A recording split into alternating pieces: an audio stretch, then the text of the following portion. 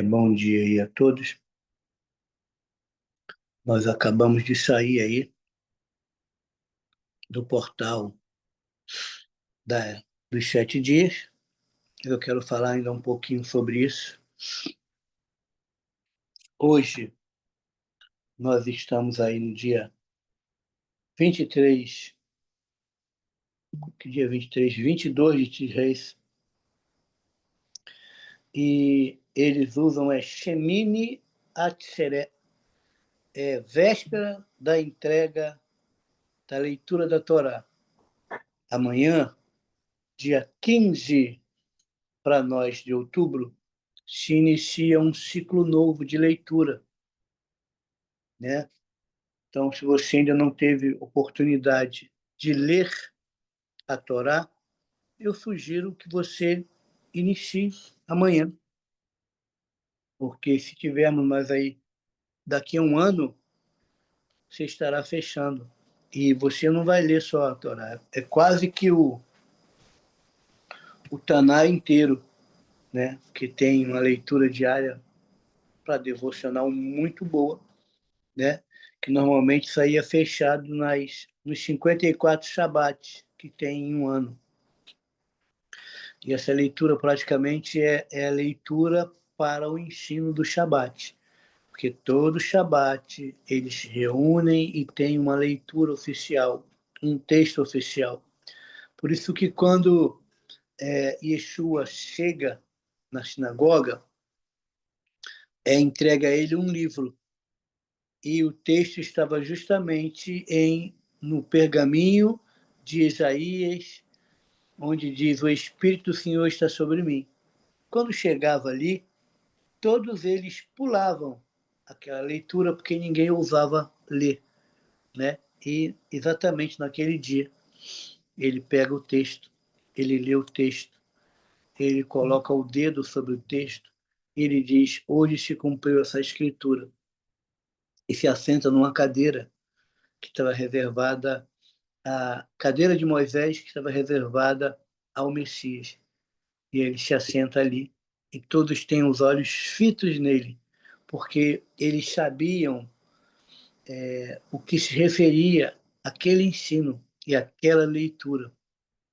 E fica mais fácil de entender quando você fala para um público-alvo que conhece a Escritura.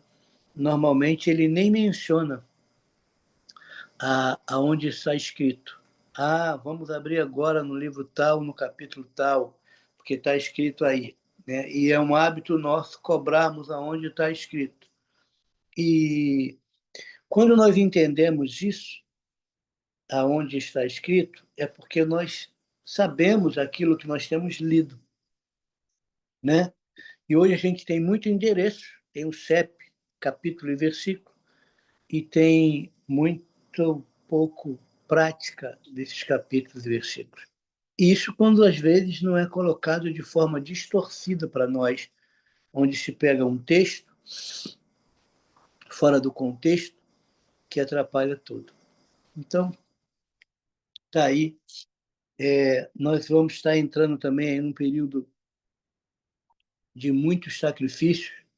As festas pagãs, elas são levantadas aí para nos tirar, ou tentar nos tirar, porque quem entendeu não vai, irmão, mas tenta nos tirar do tempo específico dos portais, do encontro, para nos levar para um círculo vicioso e uma mandala que nos aprisiona.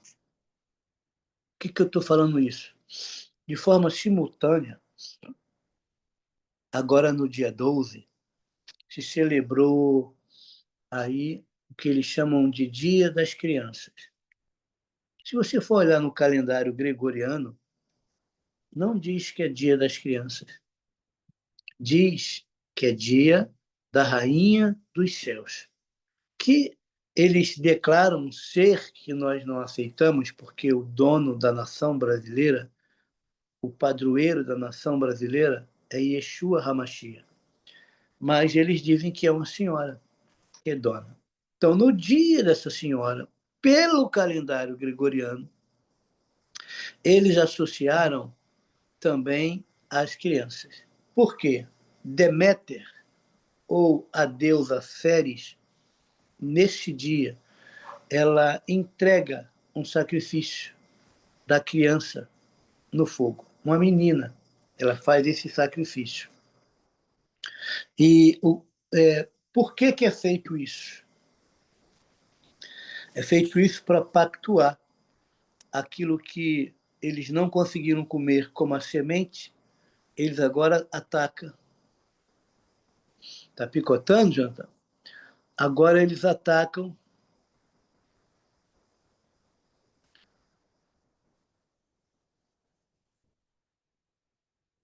Agora eles atacam para comer o fruto. E nesse comer o fruto, você tem aí um calendário que vai do dia 27 de setembro. Veja bem que é bem paralelo às datas das festas. É reforçado no dia 12 de outubro e vai puxar até a festa do Black Sabbath, que é um Shabat negro. Um Shabat negro no dia 31 de outubro. Então, até eles guardam o Shabat. E eles vão sair puxando isso para aí, onde sacrifícios são entregues, são consagrados, porque eles sabem do peso que tem um sangue derramado. Então, há todo um protocolo. Deixa eu só falar para você que eu não queria entrar nisso, mas deixa eu falar alguma coisa para você concernente a isso, rapidinho. Né? Olha aqui, ó. Existe uma coisa chamada tesmoforia, em grego. Né? Foi um antigo festival religioso grego dedicado à deusa Deméter, né? E Perséfone, que celebrava a fertilidade humana e agrícola. O festival era exclusivamente para as mulheres e acontecia em diversas cidades gregas, especialmente no outono, nessa estação. Né? Associado ao plantio, suas práticas mais conhecidas incluíam rituais de luto e jejum e a mistura da carne de porco em decomposição com sementes para garantir uma boa colheita e o uso de palavras obscenas e piadas cruas de acordo com características principais, né? Celebração era um festival pan-helênico praticado em todo o mundo grego, mas as datas e durações podiam variar. Em Atenas, durava cerca de 3 dias.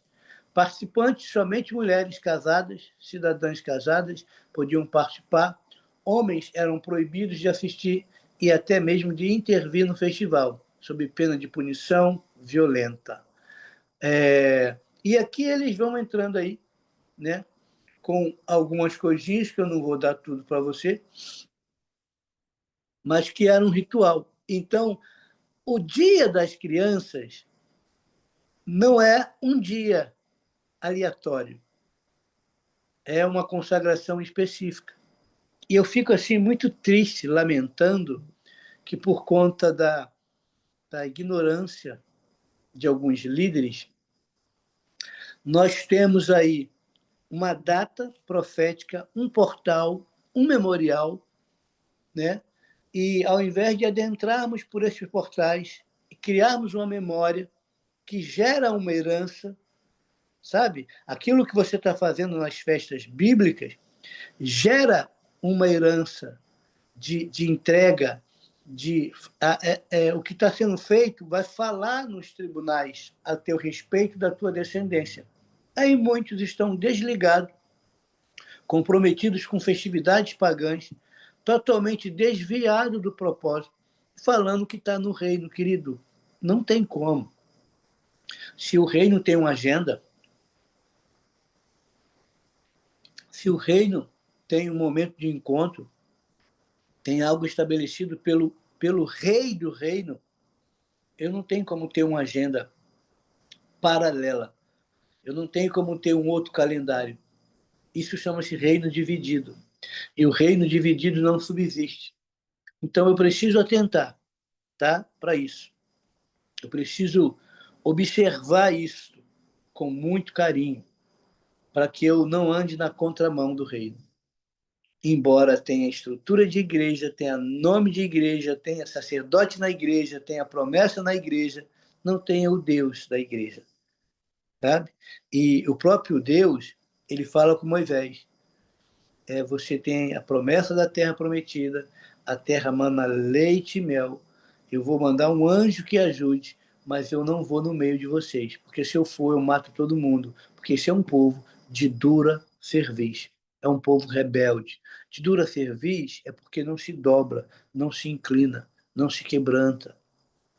Então tinha tudo.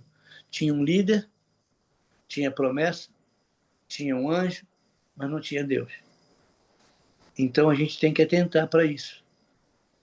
Sabe? Se você pegar Apocalipse capítulo 13, uma das sete igrejas da Ásia, você vai ver que o Deus da igreja, fundador da igreja, está do lado de fora. Aí quando diz, eis que estou à porta e bato, ele está falando que ele está do lado de fora da igreja, que a igreja já o expulsou há muito tempo com as suas festas pagãs. Mas é a igreja, mas ele não está lá. Tem um outro lá se passando por ele, mas não é ele. Tá? Então, só para que você possa entender. Vendo para aquilo que estamos praticando, o Sukkot, ou tabernáculo, ele vai ativar algumas coisas específicas na nossa vida. Olha só. Tabernáculo nos tira do estado de perseguição e passamos para o estado de honra e coroação. É isso que tabernáculo significa em sua essência. É quando a roupa do esquecimento é tirada e é colocada a roupa de glória, novos corpos glorificados, restaurados. Né? Este é o mês específico onde o Senhor lembra de aliança, nos traz recompensas em todo o trabalho que fizemos e o galardão. Este é o tempo que o Senhor remove coisas passadas, pois lembra de memoriais eternos a nosso respeito. E quando ele lembra, as coisas precisam ser mudadas. Então, toda festa tem dois fundamentos. É um portal, dois, é um memorial. Eu já falei isso aqui. É um portal e é um memorial. Então, quando eu acesso a esse portal, esta é a última festa da oferta da ativação. É o momento onde o Senhor ativa nossa colheita. Sabe? É o momento que você vai ativar a tua semente. E é um memorial e também é uma lembrança. É coisa interessante que o código dos 7. Se você não sabe, a túnica de José, para que ele pudesse governar, tinha 7 cores. 7 cores com 7 frequências, eu estou no código dos 7. E sobressaía, sabe? Para eles, aquela cultura diz, por que meu irmão ganhou uma túnica colorida com 7 cores? Porque são as 7 cores do arco. Não do íris, porque o íris tem 6 cores, mas do arco da aliança, que traz uma frequência que vai alinhar as nossas 7 glândulas, que são portais de acesso para a nossa alma. E a alma tem a ver com água, por isso que tem a ver com as cores, né? Como nós somos acessados por esses portais. E José, ele ganha essa túnica, gera uma inveja nos irmãos, porque aquilo representava o seu chamado, e ele é traído pelos irmãos, colocado numa cisterna, vendido, mas a túnica dele é retirada e ela é salpicada no sangue e ela é levada de volta para o pai. O pai recebe a túnica dele totalmente cheia de sangue de um animal e a notícia de que ele havia falecido. Só que José é levado para o Egito. Lá ele se torna escravo. Lá ele tem roupa de escravo. Lá ele fica por um período de tempo esquecido. Esquecido na cela, até que Deus se lembra. Ele não esqueceu o José do código que tinha na túnica. Ele sabia que, embora ele não tivesse mais aquela cobertura, ele sabia quem ele era e qual o seu destino profético. E ele se mantém íntegro às promessas do Pai de que ele iria governar sobre o sol, sobre a lua e sobre as estrelas. E que um dia eles iriam se curvar diante dele por conta de um código que Deus havia liberado para ele em uma túnica. Então ele está ali, né, sem a túnica, mas sem esquecer do código. Isso tem a ver com memória. Isso tem a ver com o acesso de portais. E ele está lá. Aí olha o que vai acontecer. Vamos voltar um pouquinho para que nós possamos entender isso mais a fundo. Olha, em Gênesis, no capítulo de número 30, versículo 22, está escrito assim: Então Deus se lembrou de Raquel. Deus ouviu o seu clamor e a tornou fértil. Entende? Raquel está sendo humilhada. Raquel está com um momento muito difícil, mas Deus se lembrou. E olha o que ele faz.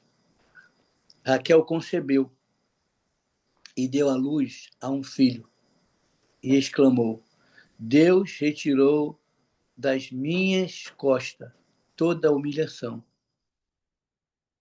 Sabe? Essa humilhação está sendo retirada quando Deus se lembra. E nós estamos saindo de um portal aonde é um memorial. E um memorial é: quero trazer à memória aquilo que me dá esperança. E quando Deus se lembra e que Deus resolve que chegou a hora dele mudar essa história, é hora de tirar a roupa de humilhação. É hora de tirar a roupa de escravo e ativar a túnica colorida e ativar as promessas, os códigos de Adonai para o propósito estabelecido. E aí nós somos ativados e vai ter uma briga para que você se perca nessa ativação. Então você tem que manter-se focado, entendendo qual o teu propósito, entendendo de onde você veio, entendendo quem você é, entendendo para onde você vai. Quando você entende isso, quando isso é ativado na sua vida, você pode estar na Babilônia, que você não se dobra. Você pode estar no Egito, que você não é seduzido. Porque é aquilo que você carrega, é o código que está em você, é a tua identidade, é o teu ID, que você sabe qual é o propósito. Sabe? Yeshua, ele diz: eu sei de onde vim, eu sei quem eu sou e eu sei para onde eu estou indo. E quando eu tenho isso em mente, quem eu sou, da onde eu vim, qual o meu destino, tabernáculo aponta para isso. Eu sou peregrino em terra estranha, eu estou indo para meu lugar eterno. Eu estou indo para morar na Nova Jerusalém, para o tabernáculo de Adonai que desce dos céus para a terra, alinhando as duas dimensões. Sabe, aquilo que governa a minha vida tem a ver com Sião. Todos os caminhos levam a Roma, mas só existe um caminho, só existe uma verdade, só existe uma vida que me leva para Sião. E a Sião terrena é sombra da Sião celestial. Se sair um pouco de fora do esquadro, não se preocupe, que Deus vai alinhar. Porque ele mesmo virá alinhar. Ele mesmo vai descer com a original. E vai sobrepor a natural. e vai tirar. Escute, quem vai ser tirado daqui são os ímpios. Não é o justo que vai ser retirado da terra. O ímpio é que vai ser retirado da terra. Nós temos um salmo inteiro que fala sobre isso aí. E é onde nós passaremos a governar com ele. Mas enquanto eu não tirar esse tipo de vestimenta, enquanto eu não tirar essa mentalidade de escravo, eu não vou governar com ele. E essa é a estação. Esse é o tempo de você olhar para as suas raízes e ser ativado. E tirar essa roupa de humilhação e de vergonha. Então, olha o que aconteceu. Raquel concebeu e deu à luz a um filho e exclamou: Deus retirou das minhas costas toda humilhação e deu o nome de José. Sabe o que significa José? Acrescentado. Aquilo que Adonai acrescenta, aquilo que Adonai se lembra, muda as vestes, tira a humilhação e acrescenta. Você entende o código de ativação aqui?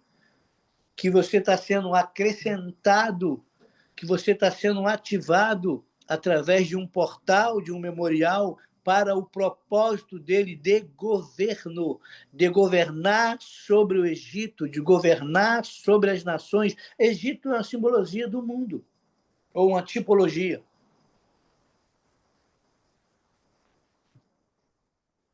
Então, é isso que está acontecendo. As pessoas acham que as festas, ou que a abertura dos portais, é só para falar, estou no portal tal. Não, querido. Não. Você pode estar diante do portal mais poderoso. Se você não discernir o que é o portal, como entra, como toma posse de algo que está ali, você só vai estar diante de uma porta. Quantos estão diante das portas, dentro de uma visão caótica do espírito de Roma, né? Sentado à porta de uma igreja, de uma eclésia, com um pratinho ou uma latinha, né? Pedindo moeda. Ele está diante de uma porta, mas ele não sai. Entra ano e sai ano, entra ano e sai ano, entra ano e sai ano. E ele não sai daquela situação. Você lembra aquele mendigo que sentava cego junto à porta formosa? Ele estava lá, mas ele não conseguia mudar sua história de vida. Então, tem muita gente, ainda hoje, que entra pelas portas, mas que segue com um pirizinho na mão, pedindo esmola. Deus não quer te dar esmola, Deus quer mudar a tua realidade. Deus quer te dar muito como é que eu posso falar? Muito te tornar frutífero, te dar... tem um versículo que eu posso especificar para falar isso. Em abundância, não somente em provisão. Sabe? Às vezes eu tenho uma provisãozinha e sobrevivo com a provisão. E eu ando de provisão em provisão. E Deus diz que ele pode te dar em abundância. Uma medida recalcada, sacudida e transbordante. Mas nós temos nos contentado com migalhas. E só quem comia as migalhas eram aqueles que não tinham direito, mas que caem da mesa e eles acabam comendo. Mas tem que ter tanta abundância na tua mesa que algumas pessoas comerão das migalhas que caem da mesa. Que entende que a tua mesa é tão farta que até aquilo que cai consegue nutrir a outros. Mas na maioria das vezes, nós estamos comendo migalhas. Nós estamos comendo de migalhas. É como os passarinhos se alimentam, de grãozinho, de grãozinho, de grãozinho. E normalmente a oferta do grãozinho, do grãozinho, do grãozinho é uma oferta de medida. Por que você acha que Deus estabelece uma oferta, que é uma oferta chamada do cordeiro, que tem um valor, tem um tamanho, tem uma quantidade de sangue, e Deus estabelece uma oferta de uma pombinha ou de uma rolinha. Mata os dois e veja a quantidade de sangue que tem nos dois, em ambos. Faça uma comparação para você ver a abundância que é a oferta de um boi, eu estou falando de sangue, que é uma moeda espiritual, e as gotinhas que saem do sangue da rolinha. Então é interessante entendermos isso, porque nós estamos ativando nos portais ofertas de memorial. E muitas das vezes, quando se olha a oferta que você dá, quando se olha a oferta que você entrega, está lá grãozinhos, está lá uma pombinha, está lá uma rolinha. E isso era para ser dado quando você não tivesse realmente condições de dar. E quando você tem condições de dar aquilo que é lhe pedido, muitas das vezes você tem condição de fazer até mais. Aí você vai entender o que é ser generoso. Eu quero ir além. Eu quero ir além. Mas a tendência é que se alguém dá a mão, você quer o cotovelo. Se alguém dá o cotovelo, você quer o braço. Mas isso é o que nós queremos, mas não o que nós entregamos. E tudo o que Deus quer de mim, o mínimo, é tudo. E muitas das vezes eu não entendo que o mínimo que Deus quer de mim é tudo. Ele não quer uma entrega parcial. Ele quer uma entrega completa. Porque vai chegar o tempo que Deus se lembrou. E quando Deus se lembra, Deus muda a história. Deus tira a roupa de humilhação e traz uma roupa de glória. Ele traz uma túnica colorida. Ele traz algo que vai acrescentar à sua vida. E aqui diz o texto: e deu o nome de José, seu filho, profetizando que Yahvé, o Senhor, me dê um outro filho. Quando Raquel gerou José, Jacó disse a Labão: deixa-me partir, que eu volte para minha casa, em minha terra. Né? Aí ele pede o quê? Dá-me de volta.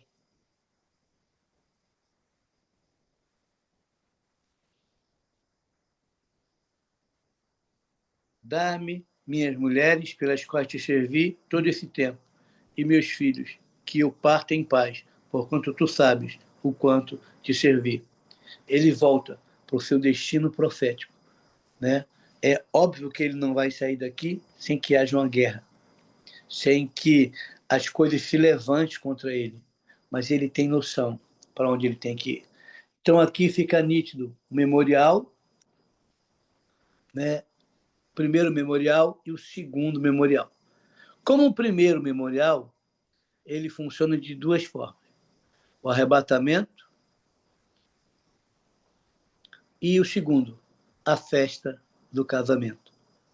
Então, ele vai nos tirar desse estado de humilhação e vai nos levar, vai nos vestir com roupas puras, com um propósito puro de santidade, e vai nos levar para as bodas, para nos assentarmos à mesa como esposa do Cordeiro. E isso, querido, é uma mudança totalmente radical. E qual o objetivo disso? Governar. Governar sobre as nações. Por isso que ele vai ter filhos que ele vai dar o nome profético: Manassés e Efraim. E depois a gente vai falar uma outra hora sobre Efraim. Né? Mas um significa Deus me fez esquecer, e o outro é Deus me multiplicou nesse lugar. Então Deus quer te fazer esquecer do período de sofrimento, do período de traição, do período de abandono, para que você possa ser multiplicado. Se você multiplicar sem esquecer, você vai multiplicar problema. Então, antes que você seja multiplicado, você precisa ser curado. E isso aqui tem uma outra chave. José foi ferido mas no lugar que ele foi ferido, ele recebeu a cura. José, quando ele é vendido lá na frente, ele é vendido por uma caravana que eles vinham a Israel exportar bálsamo de Gileade. Eles levavam, sabe? Eles estavam em Gileade. E lá eles faziam esse bálsamo e ele era usado para cura. E foi lá que José foi ferido, mas foi lá que ele foi curado. E quando ele é curado, quando a roupa é mudada, quando um carcereiro lembra, olha, tem um homem na prisão que ele interpretou o meu sonho e aconteceu exatamente como ele disse.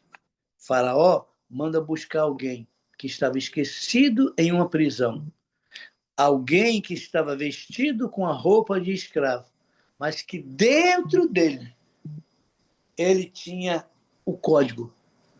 Eu nasci para ser acrescentado. Eu nasci para não ser humilhado, mas para mudar a realidade de alguém. Eu nasci porque Yud-Re Vav-Re, Adonai, se lembrou da minha mãe, se lembrou das orações, se lembrou dos pedidos, se lembrou de tudo aquilo que ela criou como oferta de memorial. E oferta é o sacrifício que ela fez, as caminhadas que ela fez, aquilo que ela participou, os portais que ela acessou, como ela ofertou, como ela se entregou, como ela vem fazendo, embora fosse humilhada. Um símbolo de maldição era uma mulher não poder dar à luz. E ela buscava, e ela acreditava. Até que Deus diz, chegou a hora. E Deus muda a história dela. E dá alguém com um propósito e um destino tremendo. Agora, esse homem, ele está no Egito. Ele está escravo. Mas Deus se lembra dele. E aí, mandaram chamar a ele. Faraó queria conversar com ele. E ele dá a interpretação do sonho sobre a questão das vacas magras e das vacas gordas. E Faraó diz para ele, sobre todo o Egito tu governarás, só não vai governar sobre a minha casa, mas depois da minha pessoa, tu és o homem mais importante. Dá a ele uma roupa egípcia, que representa o governo de Yeshua diante dos gentios ou das nações gentílicas, vestido como egípcio, porém sabendo que ali embaixo tem um hebreu, tem alguém que conhece os princípios, tem alguém que sabe da sua história. Assim como Moisés, que era o herdeiro de todo o Egito, filho da filha de Faraó, que preferiu abrir mão dos poderes, da riqueza e de tudo aquilo que estava sendo atribuído a ele, para sofrer com o povo de Deus, porque ele sabia o seu ID. Moisés fez isso no Egito. E também José faz a mesma coisa. E agora puxando para ele, para um governo que vai preservar.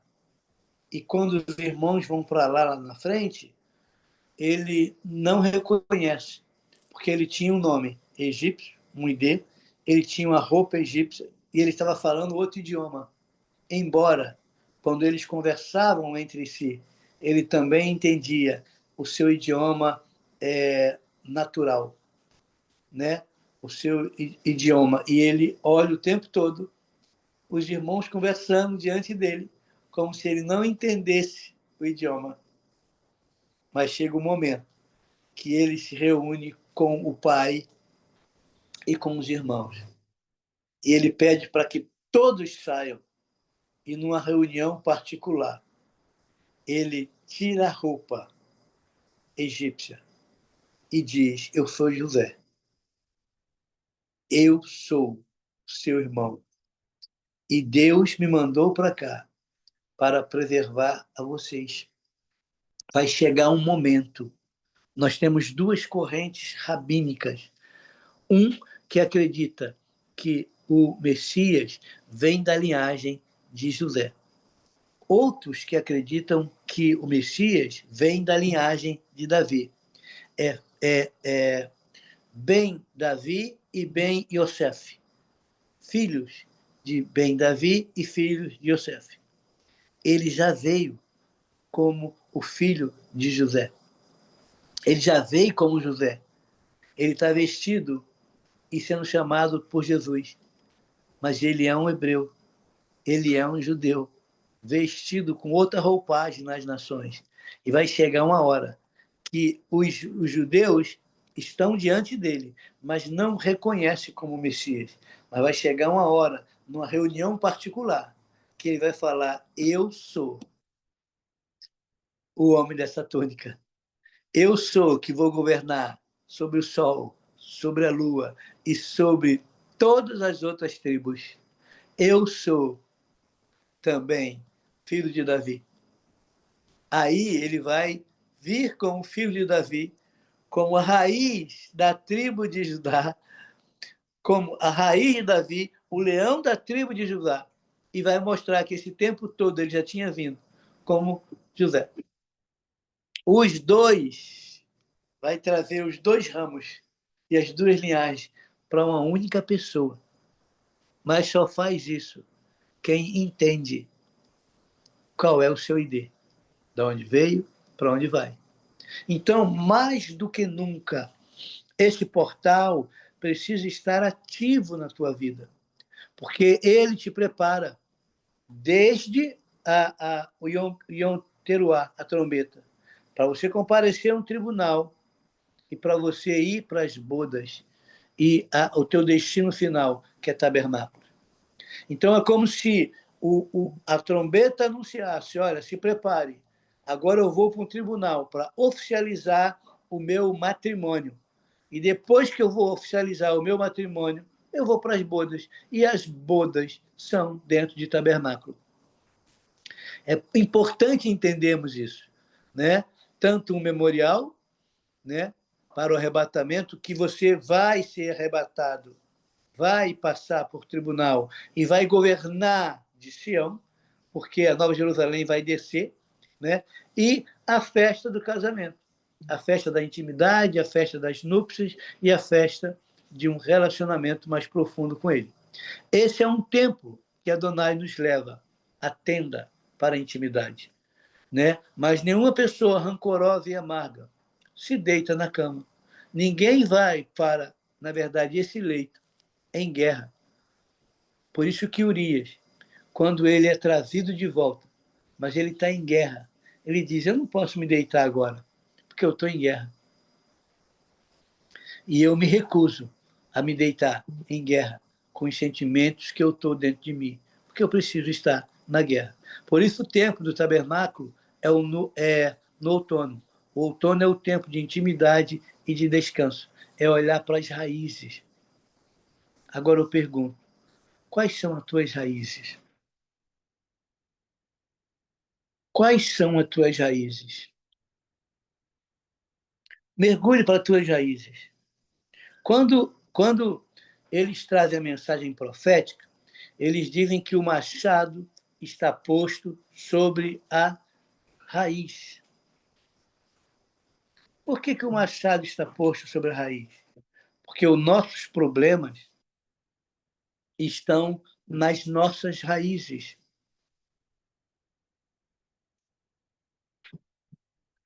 E para cada fase da árvore, ela tem uma estação. Eu vou repetir para você. De 0 a 20, você vive na estação da primavera. De 20 a 40, você vive na estação de verão. De 40 a 60, você vive na estação de outono. De 60 a 80, você vive na estação de inverno. Você entende? O homem é como uma árvore plantada junto a ribeiros de água, que no devido tempo dá o seu fruto. Ninguém pode dar fruto. Só que uma árvore plantada junto a ribeiros de água, você vai olhar a terra, a superfície e o tronco, os galhos, as folhas, as flores e os frutos. Então, toda árvore se dá a conhecer pelos seus frutos. Se você pega uma manga, você diz, é uma mangueira. Se você pega uma jaca, é uma jaqueira. Pelo fruto você conhece a árvore. Então, eu preciso olhar os frutos. Só que muitas das vezes o nosso fruto está comprometido por conta daquilo que não está na superfície, está debaixo da terra, nas raízes. Entende? Por isso que eu tenho que ser arrancado das minhas raízes e enxertado na oliveira. Eu preciso ser enxertado. Eu preciso receber outra fonte de vida. Por que que ele diz, ó, eu sou a raiz de Davi, o leão da tribo de Judá? Por que que ele fala isso? Aí eu olho um pouco para os frutos de Davi, que eram homens segundo o coração de Adonai, mas que tinha alguns problemas, que em alguns momentos ele desejou morrer, que ele pede por si a morte porque ele está em angústia, sofrimento. Tem vários salmos de Davi falando sobre isso. Aí eu vou entender. Por exemplo, ele diz no Salmo 51, em pecado me concebeu minha mãe. Sabe por que que ele diz que em pecado concebeu a mãe dele? Você já teve a curiosidade, eu vou deixar um trabalho de casa para você. Qual era o nome da mãe de Davi?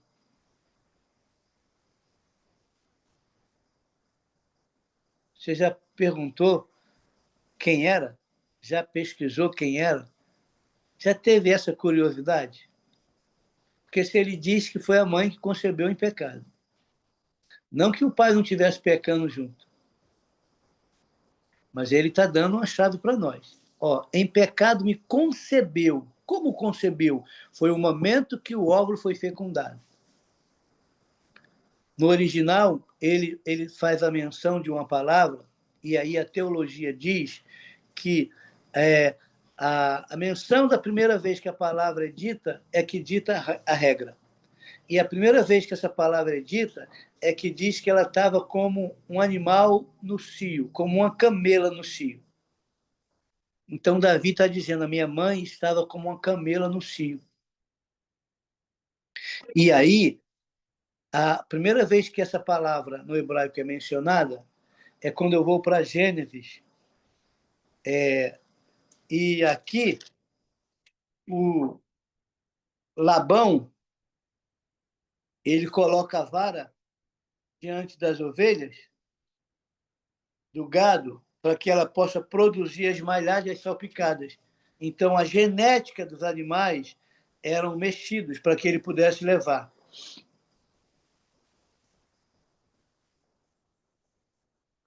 E por que que era feito isso? Porque elas estavam no cio, tá? Porque elas estavam no cio. Deixa eu ver se eu acho o versículo aqui.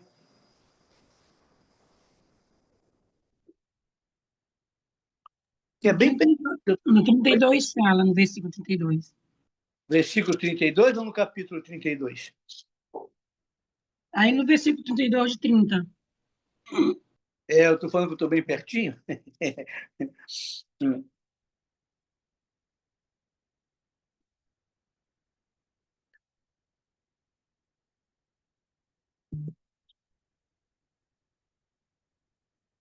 Eu não achei não, Claudiano. É 32:30? É do capítulo que eu tô? Sim, aí fala no 30, no 30, 32, o versículo. Tá, aqui, ó.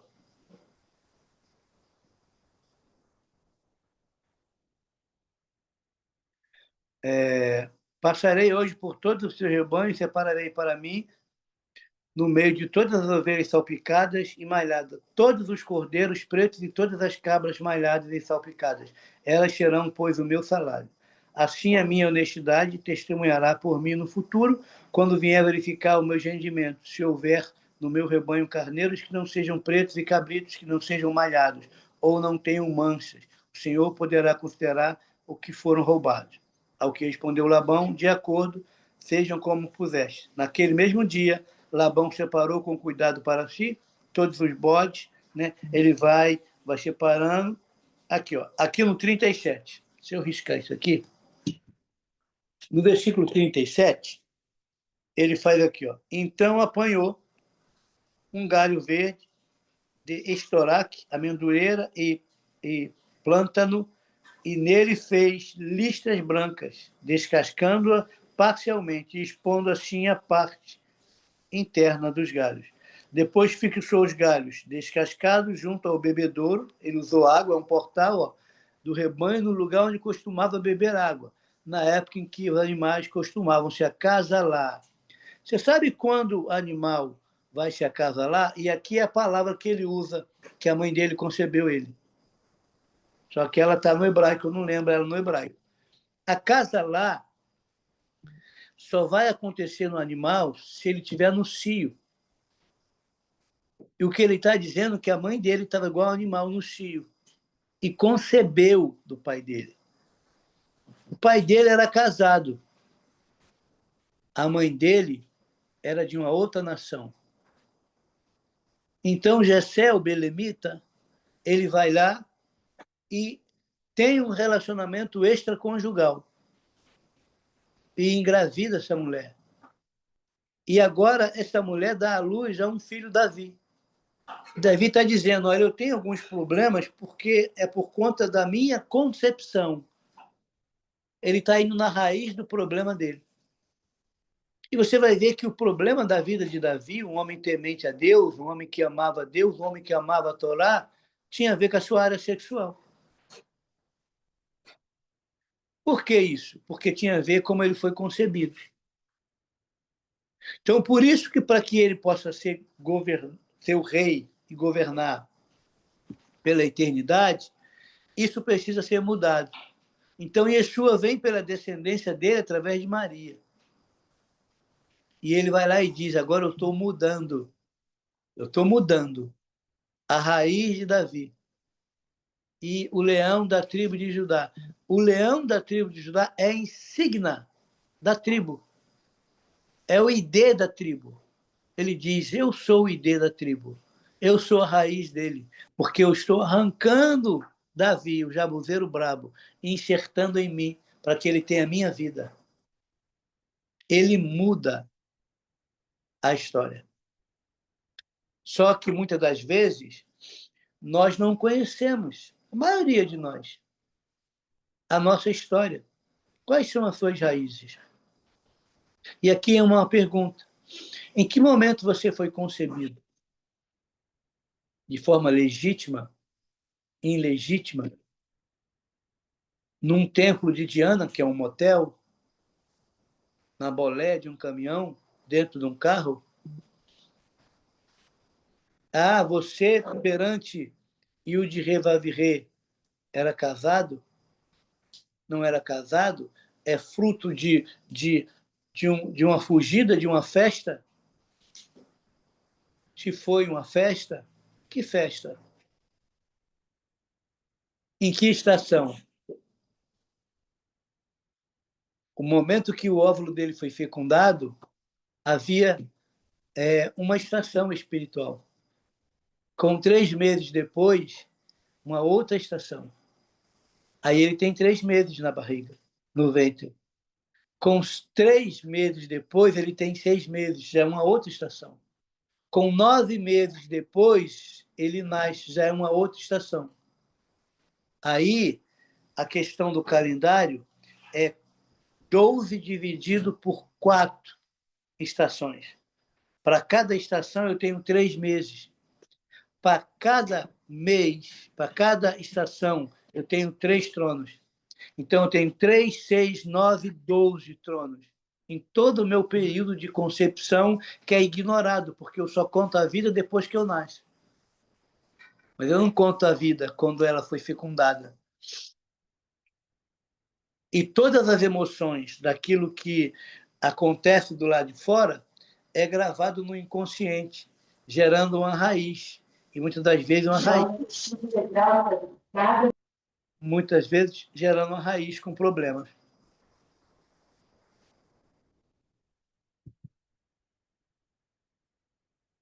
E aí eu passo a ter um comportamento que eu não consigo explicar. E eu tenho até vergonha de falar. As minhas vontades, as minhas esquisitices, as minhas perversões, os meus ataques. Como é que eu resolvo isso? De onde vem isso? E quando eu vou para as festas pagãs, isso me ativa. Que ao mesmo tempo que as festas de Adonai, que são bíblicas, me ativa um memorial e um portal para que eu possa me elevar, me tornar um ser humano melhor, porque quando os anjos caíram e a humanidade caiu, nós nos tornamos decaídos e nós temos que voltarmos. Olha só, deixa eu encaixar uma coisa aqui que eu estou lembrando. Olha só, eu acho que é Isaías 57.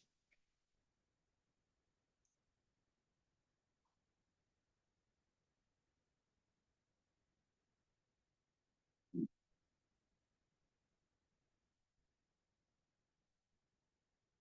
eu mostrar uma coisa.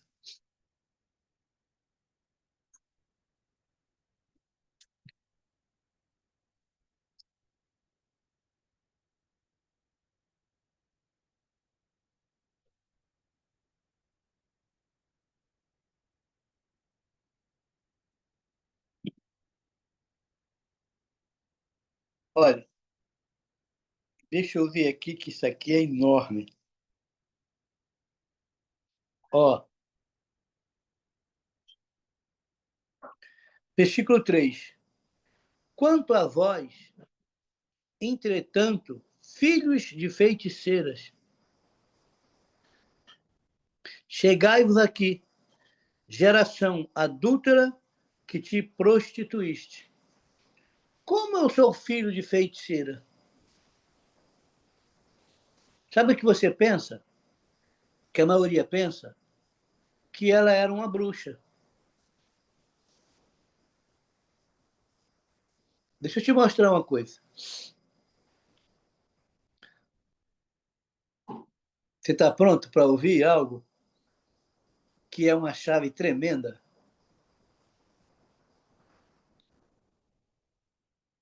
Preste atenção e anote. A rebelião é como o pecado de feitiçaria. E é melhor obedecer do que sacrificar. Tem gente que entrega o sacrifício, mas é desobediente. O que te faz feiticeiro é a desobediência. A desobediência ao quê? Você sabe quem é a mãe da feitiçaria e do sexo mágico, do encantamento? Lilith. Porque desde o início que ela foi feita, ela não quis se submeter a ninguém. Ela é mãe de todo o movimento feminista. Ela está lá como a Xerá. Aí eu pergunto, a mãe de Davi estava obedecendo os preceitos matrimoniais quando ela se relacionou com o homem casado e teve um filho?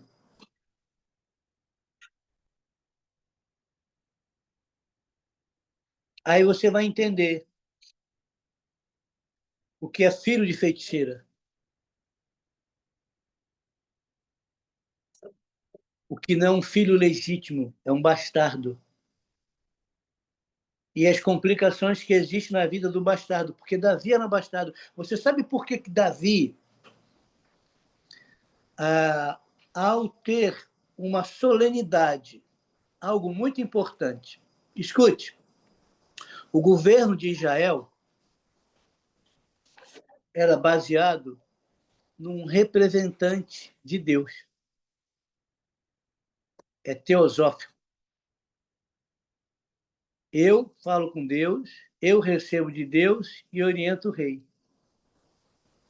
Então, quando eu, profeta, porta-voz, recebo uma mensagem de Deus e digo assim, Jessé, belemita, eu preciso ir na sua casa. A concepção é, o representante de Deus vem na minha casa,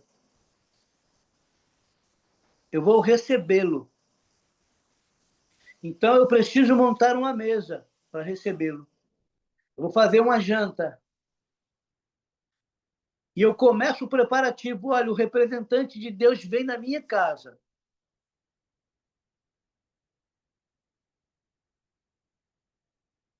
Não é? O que você vai fazer? Vou reunir minha família. Minha família tem que estar lá para vê-lo e ouvi-lo. Se ele vem na minha casa é porque ele tem algo de Deus para nós. Correto? Ele chega. Aí Deus diz assim, Jessé, enche o teu vaso de azeite e enviar-te-ei a casa... Jessé. Samuel, enche o teu vaso de azeite e enviar-te-ei à casa de Jessé, o belemita. Ele tem um vaso cheio de azeite, cheio de unção. E essa unção é específica para fazer algo. Ele tem que ungir um rei. Porque o rei que está governando, o espírito de Adonai já saiu dele, ele nem percebeu. Por que o espírito de Adonai saiu dele, ele nem percebeu? Porque ele usurpou uma posição que não era sua. Um rei não podia levantar altar e sacrificar. Era atribuição do sacerdote.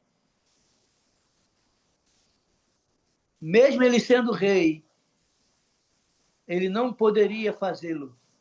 E ele diz, tu demorou muito, era 7 dias, esperei 7 dias, tu não veio, eu mesmo sacrifiquei.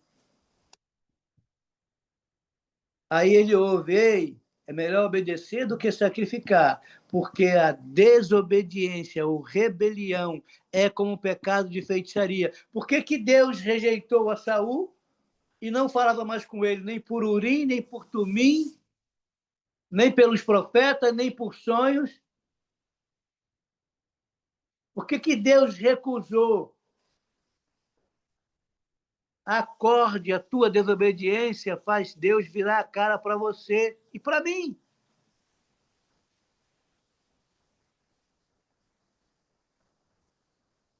Aí ele vai. Aí o profeta está sendo discipulado por Deus. Entra Eliabe. Aí ele diz, certamente estou diante do ungido do Senhor. Olha a aparência. Olha a estrutura. Não é? Aí vamos tirar. Vamos botar aí. Vamos botar aí. Cada filho, uma denominação. Olha a aparência. Olha a estrutura. Nossa! Aí Deus diz, ei, Samuel, eu não vejo como vê o homem. O homem vê a aparência. Eu vejo o interior. Não unge, porque não é ele. Vem e chama Aminadab e mais 4, irmão.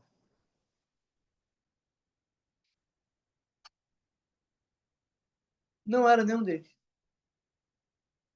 Aí o profeta olha e diz, ué, tu mandou vir aqui ungir um rei. Todos os filhos dele já passaram a mesa. E nenhum deles é. Ele diz, pergunta a ele se ele tem mais algum, porque tem um escondido.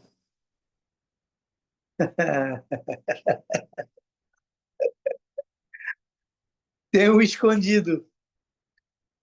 Irmãos, tem locais que diz que ele era o sétimo, tá? Ele estava escondido. Sabe por que ele estava escondido? Você tinha a casa principal e você tinha a casa grande, a senzala. Sabe quem ficava na senzala e fazendo o trabalho do campo? Escravos e filhos bastardos. O filho bastardo não tinha direito a se sentar na mesa.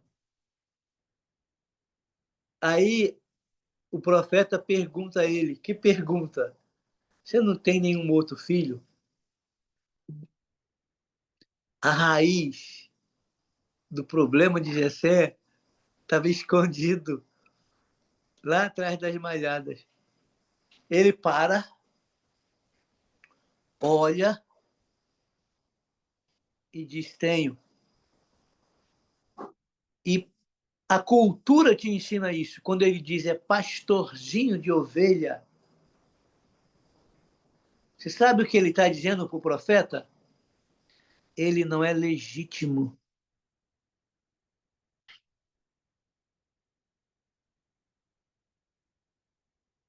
Ele não é legítimo. Talvez tu tenha ouvido isso na tua vida inteira. Aí o representante de Deus diz: nós não nos assentaremos à mesa sem que ele venha.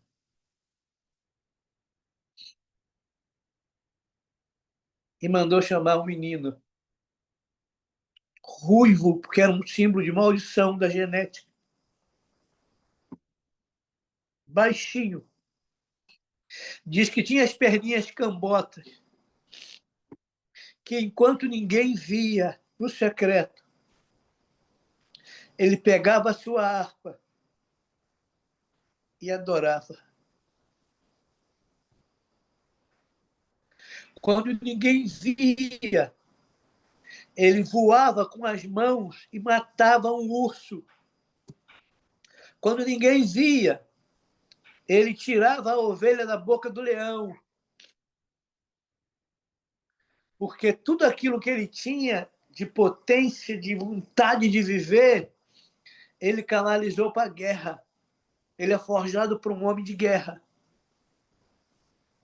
Ele se prepara escondido para enfrentar gigantes. Só que tudo isso voltado para o externo, sem nunca se preocupar com o interno, as suas raízes que precisam ser mexidas e curadas e sanadas.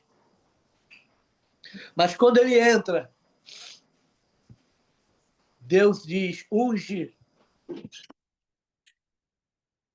porque é ele. Terra, Suriname.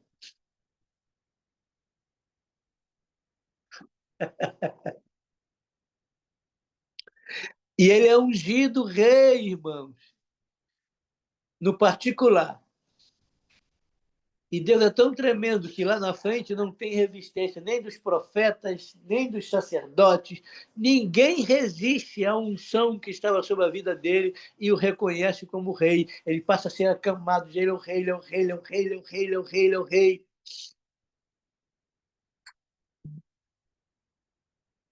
Então não importa. Mas a maioria vai falar: quem é ele? Está escondido atrás de meia dúzia de ovelha, cheirando a ovelha, vivendo no meio do mato, não tem estrutura. Mas os códigos que ele carregava estavam nele. E Deus é tão tremendo que ninguém vai se assentar no trono de Davi, a não ser Yeshua. A promessa que Deus faz para esse homem é que o reinado dele seria eterno. Por isso que Yeshua vem como a raiz de Davi e o leão da tribo de Judá. Agora, sabe o que é Davi? Querido, filho amado. Aí, Davi é o primeiro filho amado. Tem um outro filho com a mesma história genética dele, que ele dá o nome, sabe quem? Salomão.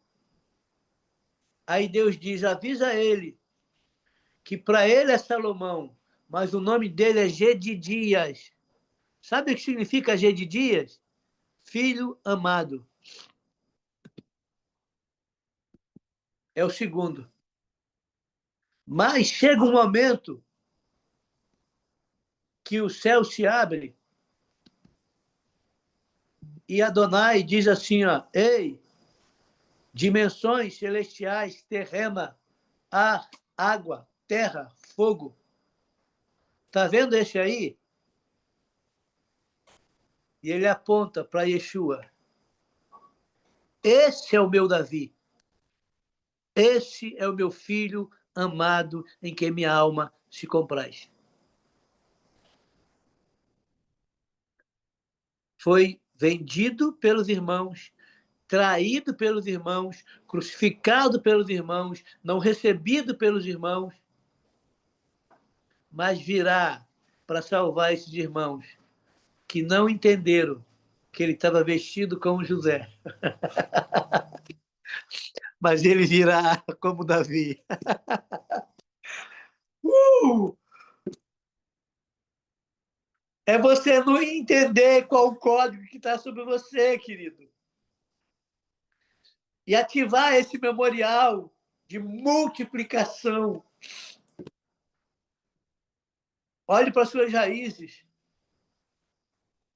Sabe? Eu não vou nem explorar esse capítulo aqui, não, tem muita coisa. Mas aqui tem uma chave tremenda para explicar o porquê que você tem um comportamento que tem. E é o que Adonai quer tratar. Tá bom?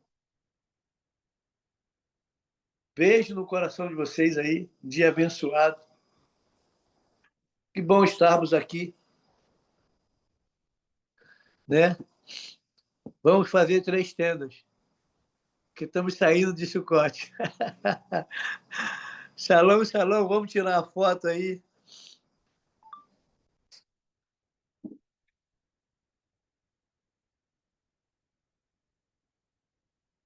Pai dos varões estão tudo aí, ó. Jonathan, Donai. Tem mais aí escondido. Beijo no coração aí, um dia abençoado. Tá bom? E para alguns, me perdoe aí se eu não respondo logo no WhatsApp, porque às vezes eu estou em atendimento, irmão. Tá? Ontem eu atendi, ó, até tarde da noite. E hoje eu tenho atendimento, daqui a pouco começo de novo. Tá bom? Com aconselhamento, com clínica, tudo que a gente está sendo utilizado aí no reino para ajudar. Tá bom? Beijo no coração aí, um dia abençoado. Shalom, shalom. A paz.